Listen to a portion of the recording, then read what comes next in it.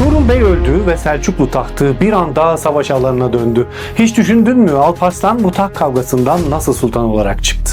Tuğrul Bey Büyük Selçuklu'nun ilk büyük sultanı oldu ama erkek evlat bırakmadan öldü. İşte kriz de tam olarak burada başladı. Ve bu krizin ortasında Çağrı Bey'in oğulları Alparslan, küçük kardeşi Süleyman ve Kirman'ı tutan ağabeyi Kavurt vardı.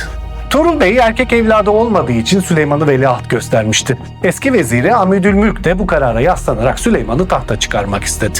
Ama hanedanın başka üyeleri de vardı ve bunların en tehlikelisi Tuğrul Bey'in kuzeni Kutalmış'tı. Arkasında Türkmen desteğiyle Rey'e yürümekteydi. Rey Selçuklu tahtının kalbiydi. Yani Kutalmış doğrudan Selçuklu tahtına yürüyordu.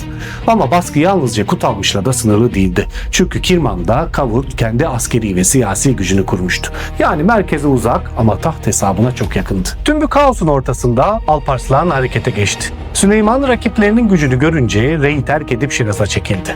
Vezir Amidülmülk de Kutalmış karşısında dayanamayacağını anlayınca Alparslan adına hutbe okuttu.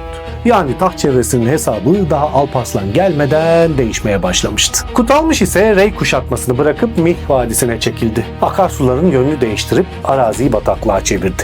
Alparslan'ı orada durdurmak istiyordu ama başaramadı. Kutalmış yenildi ve Gipküh'a kaçmaya çalışırken atından düşüp öldü. Bu sırada Kavurt da İsfahan'a kadar ilerlemişti. Fakat Alparslan Rey'e girince Kavurt da Kirman'a döndü ve onun adına hutbe okuttu.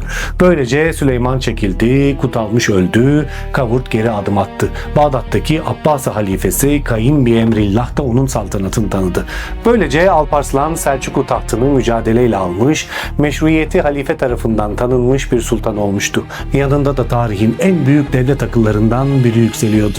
Nizami Mülk artık tarih sahnesindeydi ve içeride kazandığı bu taht savaşı Alparslan'ı Malazgirt'e götüren yürüyüşünde başlangıcı oldu.